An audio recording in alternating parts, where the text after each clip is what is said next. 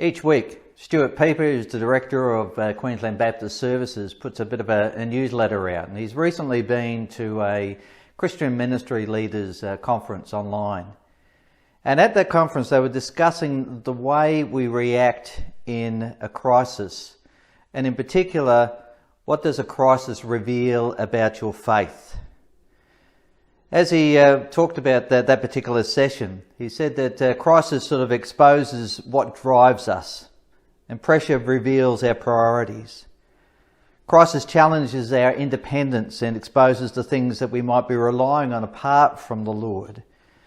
Some of those things could be our experience, our accumulated knowledge, our capacity, all of those sorts of things. But are we really relying on God? Crisis can be a catalyst for honest reflection, so that we stop and think about, what are we putting our confidence in? Where's God in the picture? One of the comments was, pride is like bad breath. A person who has it is the only one who doesn't realise that they do. And so by stopping and to reflect, by asking maybe some honest opinion on how you're coping, is a way of picking up on that. Crisis exposes our false foundations and it shakes them. And so what are we resting on? And so the gospel is an antidote for that, an antidote to our pride. It also is the lens through which we interpret things and make sense about what we're going through. But it's also our firm foundation. It's where we plant our feet. So the gospel should be our anchor through this time. And so what is this crisis, this pandemic that we've been working through? What does that reveal about your faith, about my faith? And also that question about what builds our faith, what strengthens us. When we hit the COVID crisis, one of the things that God laid upon my heart was the need to keep the rhythms of the spiritual disciplines that I do, but also to encourage the church on the spiritual disciplines that they do. We would need to draw deep upon God, and the outcomes of the deepness of the depth of our faith is around those spiritual disciplines.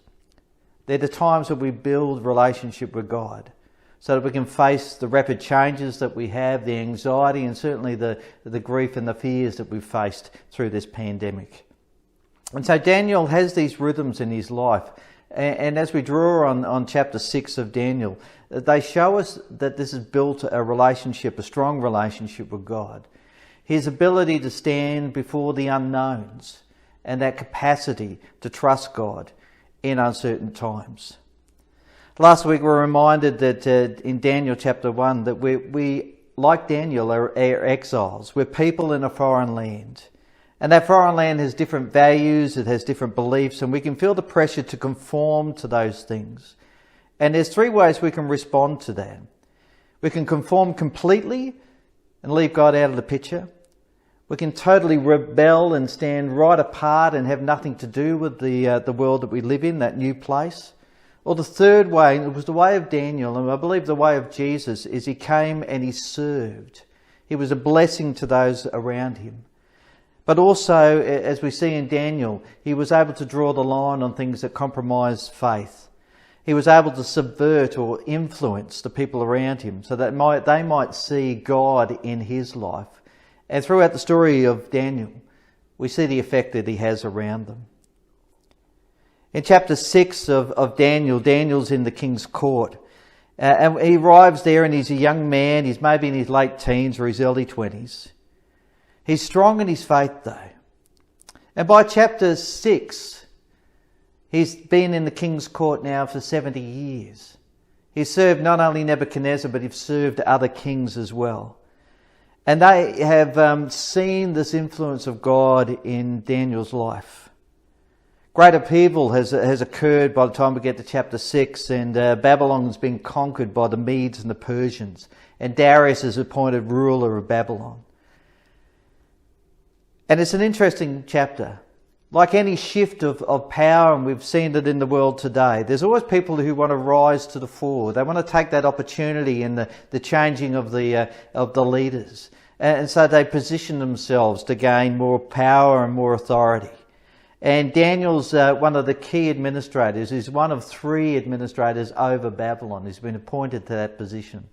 And here at this time is the time where some of those jealousies some of those positional power people are starting to come to the fore. If we look at chapter 6 and verses 1 to 5, it pleased Darius to appoint 120 satraps to rule throughout the kingdom, 3 administrators over them, one of whom was Daniel. The satraps were made accountable to them so that the king might not suffer loss. And now Daniel so distinguished himself among the administrators and the satraps by his exceptional qualities that the king planned to set him over the whole kingdom.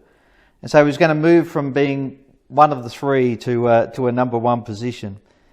At this, the administrators and the satraps tried to find grounds to for charges against Daniel in his conduct of government affairs, but they were unable to do so. They could find no corruption in him because he was a trustworthy and neither corrupt nor negligent. Finally, these men said, "We will never find any basis for charges against this man Daniel unless it has something to do with the law of his God." They could find nothing against this man. They tried to dig up dirt against him. And we certainly know that in politics even today, people try to discredit other leaders. They try to trap them by digging up dirt. But there was nothing against Daniel. That digging up dirt not only happens in politics, there's the sort of the politics that go on in our work environment. This is the gossip about such and such in leaders. Us thinking that we can do a better job. That not only happens in workplaces, it happens in clubs and in social sort of settings. It even happens in our churches. People have that sense of identity because of their position or power or status. And if that's the basis of our identity, it's very much shifting sands. We need to stand in God rather than those things. But these leaders, they were fearful of Daniel, fearful of his position. So no dirt could be found upon Daniel. Daniel here is an old man. He's been serving for over 70 years, probably in his 80s. And as they've looked back, they can't find anything against him. So Daniel was a man who really stood on that integrity. There was an honesty about him, a righteousness before God. He was living as a man who knew God and wanted to honour God in his life. So the only thing that they could trap him on was this idea of something against his God, the law of his God. And so the story goes on from verse 6 in chapter 6. So the administrators and the satraps went as a group to the king and said, "O King Darius, live forever.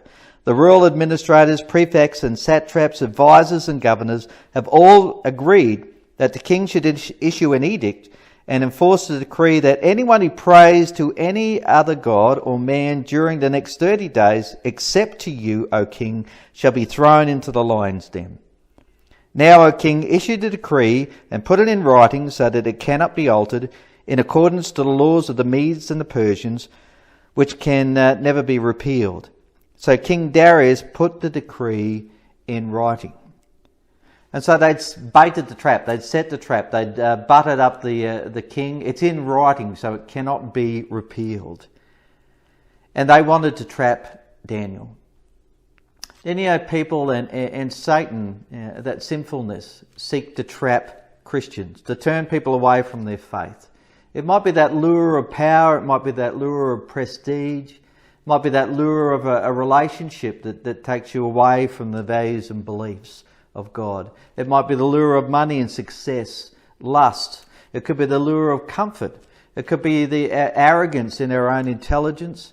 It could even be complacency that takes us away from God. We know in the persecuted church that a trap can be simply a law stating that Christianity is illegal. And so anyone standing for Christ in that space is put in prison. I remember hearing this story of this man. It was in one of the Islamic African nations. No churches, and it was illegal to preach the gospel.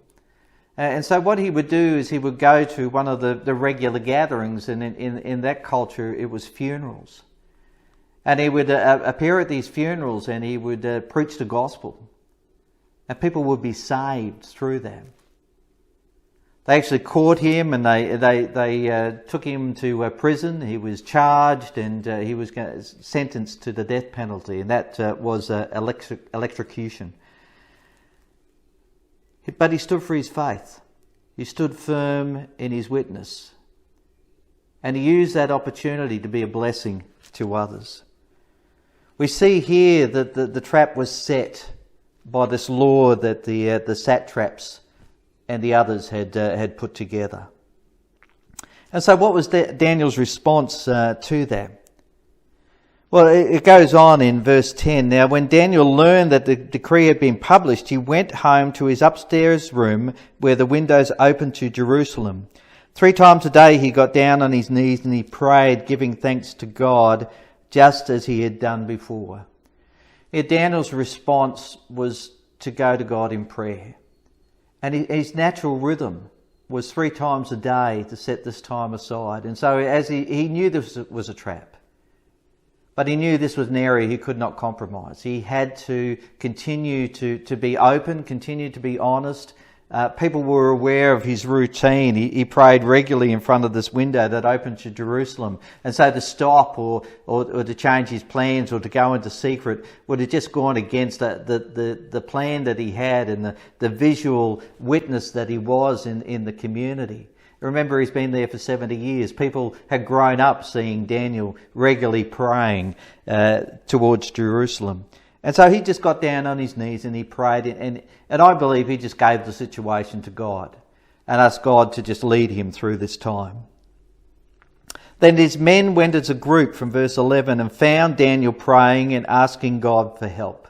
So we know that he was after God's help into the situation. So they went to the king and spoke to him about this royal decree. Did you not publish a decree that during the next 30 days, anyone who prays to a god or man except you, O king, would be thrown into the lion's den? The king answered, the decree stands in accordance to the law of the Medes and the Persians, which cannot be repealed. And then they said to the king, Daniel, who is one of the exiles from Judah, pays no attention to you, O king, or to the decrees you put in writing. He still prays 3 times a day. And when the king heard this, he was greatly distressed. He was determined to rescue Daniel and made every effort until sundown to save him. What an amazing sort of a picture of the impact. We're not exactly sure how long Darius was in this position and knew Daniel, but his reputation, I'm sure, has gone before. And this is the impact that it's had on Darius. He's trying for the rest of the day to find a way forward, to find a way out for Daniel. But there was no way out for Daniel. So the king gave the order and they brought Daniel and threw him to the lion's den. The king said to Daniel, may your God whom you serve rescue you. And the king turned, a stone was brought and placed over the mouth of the den, and then the king sealed it with his own signet ring and with the rings of his nobles, so that Daniel's situation may not be changed. And then the king returned to his palace and spent the night without eating and without any entertainment being brought to him, and he could not sleep. And so we see in this rhythm of prayer, Daniel's crying out to God. He's not sure what the situation will be, but like at other times in Daniel's life, he's confident in God. His trust is in God. And whatever the outcome of the situation, he knows he's safe in God's hands. What a terrible situation. We see the fear of Darius, and Darius, makes that statement, may your God whom you serve continually rescue you. And so he's seen the faith of Daniel. And I'm sure as Daniel approaches the lion's den, in that situation where Darius is talking to him, he sees this confidence in Daniel. He sees a peace. There's not I get the sense that Daniel's not frantic and he's not fearful in this space. But the king is, and it's such a contrast between the two. The king's not sleeping. He goes without food. He couldn't sleep that entire night. Why is Daniel so confident? Part of that is this rhythm of prayer.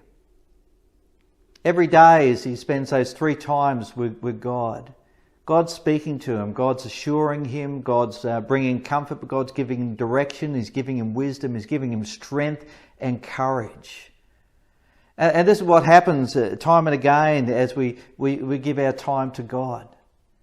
And we see it in the Psalms, and we recognise that rhythm. We often hear about the morning Psalms and the evening Psalms of coming to God in those moments.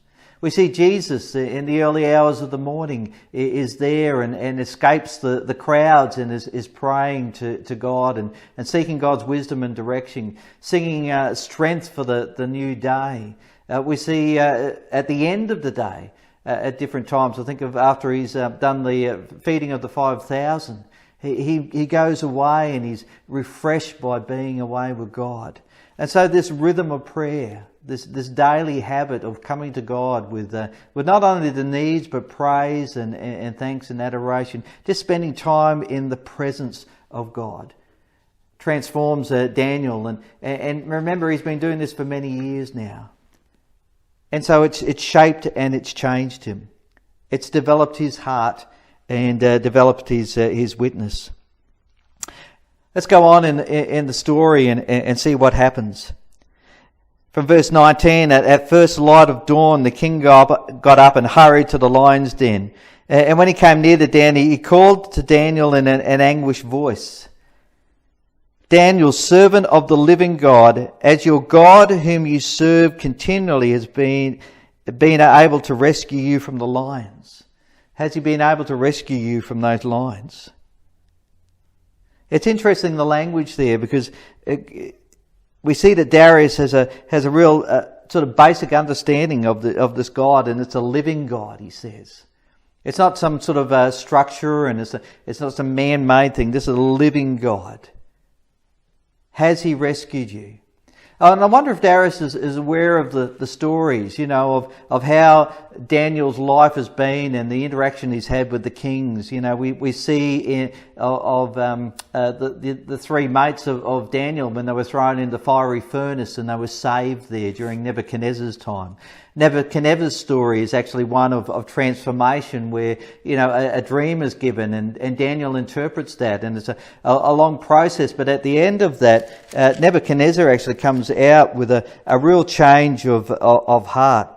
In chapter 4, verse 37, it says, Now I, Nebuchadnezzar, praise and exalt and glorify the King of heaven, because everything he does is right and all his ways are just, and those who walk in pride he is able to humble.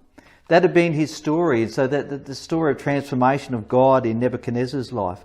We know later on under King Belshazzar, the miraculous hand of God appears and writes on the wall, and Daniel interprets it, and it's a prophecy against the king, and he dies. But he recognises there that there's a living God. And so when Darius comes, he comes and he begins to hear these stories. Maybe Daniel shared with them or others have shared, but he begins to hear those stories. And here again is the miraculous work of a living God. Daniel answers, O king, live forever. My God sent his angel and he shut the mouths of the lions. They have not hurt me because I was found innocent in his sight. Nor have I ever done anything wrong before you, O king. So this witness of Daniel is so strong. It's a witness of integrity. It's a witness of a living God at work. It's a witness of faithfulness. It's a witness of how God works to bring dreams to come to the fore and prophecies. And once again, this witness stands out at Darius. The king gives, from verse 23, the king was overjoyed and gave orders to lift Daniel out of the den. And when Daniel was lifted out of the den, no wound was found on him because he had trusted God. And at the king's command, the men who had falsely accused Daniel were brought in, and they were thrown into the lion's den along with their wives and children. And before they reached the floor of the den, the lions overpowered them and crushed all their bones. It's a graphic story, it's a dramatic story, but in the sense of justice, this was justice on the Persian terms against these men. Then King Darius wrote to all the prophets, nations, and men of every language throughout the land. May you prosper greatly. I issue a decree that in every part of my kingdom, people must fear and reverence the God of Daniel. What an impact Daniel had made and God had made on Darius's life. This is a nationwide decree that they must fear and reverence Daniel. Listen to his description of the God of Daniel. For he is a living God and he endures forever. His kingdom will not be destroyed. His dominion will never end. He rescues and he saves us. He performs signs and wonders in the heavens and on the earth. He had rescued Daniel from the power of the lions. So Daniel prospered during the reign of Darius and the reign of Cyrus the Persian.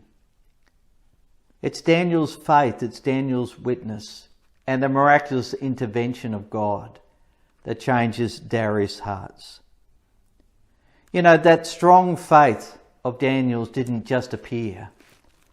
It was honed and it was developed over many years. From that young sort of a teenager that came through to Daniel now in his 80s. And part of that was that Daniel worked on his relationship with God. He allowed time, regular time each day to listen and to hear God's voice.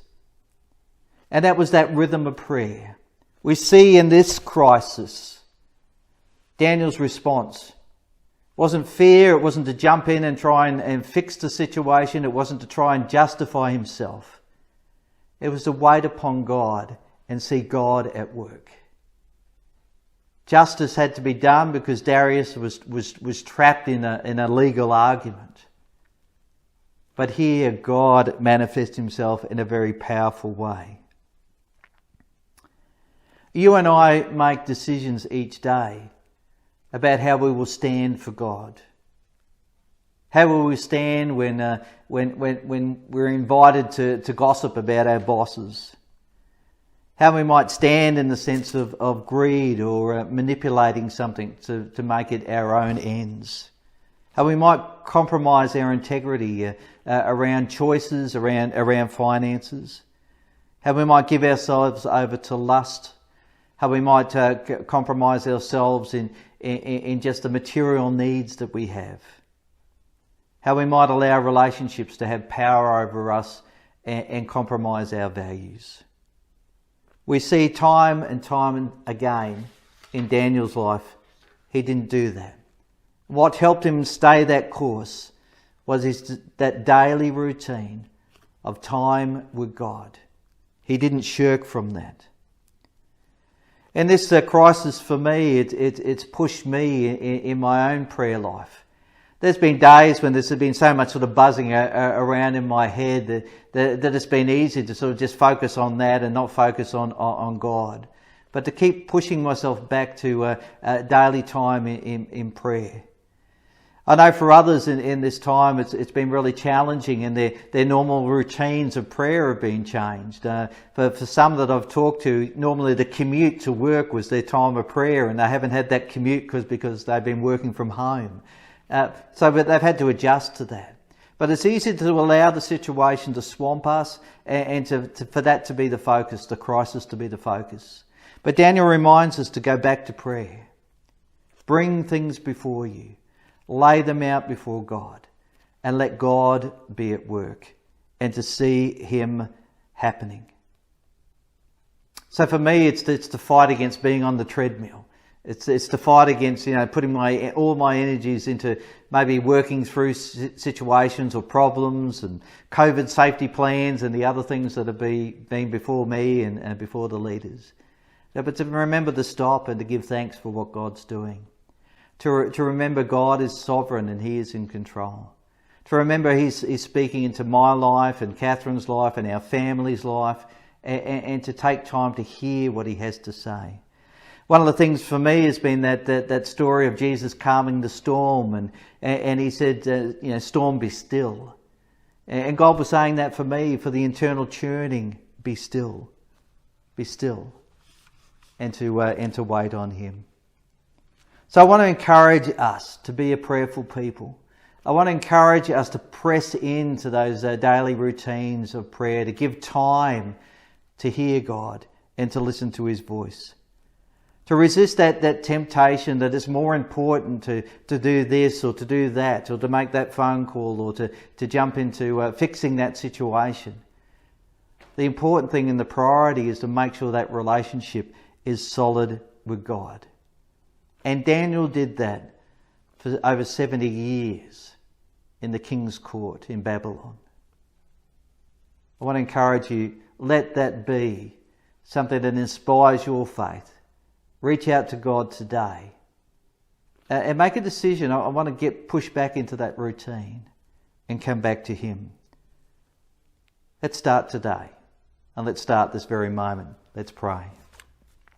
Father, as we're here before you, maybe our situation of prayer has been a bit scant or you've just been pressing in through this story that we need to just spend time right now, right at this very moment. That you're speaking to us about the importance of our relationship with you. And for those who don't know Jesus, he's speaking to you now and saying, I want that relationship. And to turn to him and say, Lord, I want that relationship too. To ask for his forgiveness of sin that separates us from God. To say thank you for what Jesus did on the cross. And to say, I place my trust in you, I turn to you. Maybe you've been following Jesus for a long time, but this story of prayer again has just sparked that flame. Maybe it's to say, Lord, forgive me for not making prayer one of those important things, one of those priorities in my life, in this crisis now. And I make that pledge today to begin to work on that daily routine. I start it right now. Here is this time of prayer with you. Speak. I'm listening. I give you thanks that you're here in your presence right now. I give you thanks that you love me and care for me. I give you thanks that you want to shape me just as you shaped Daniel over those many years. And I want to work with you in that. I want to stand for integrity and character that reflects God. I want to be your witness to the people around me. And I want to live that out just as Daniel lived. I surrender myself. We surrender ourselves to you today. Amen. God bless you, folks.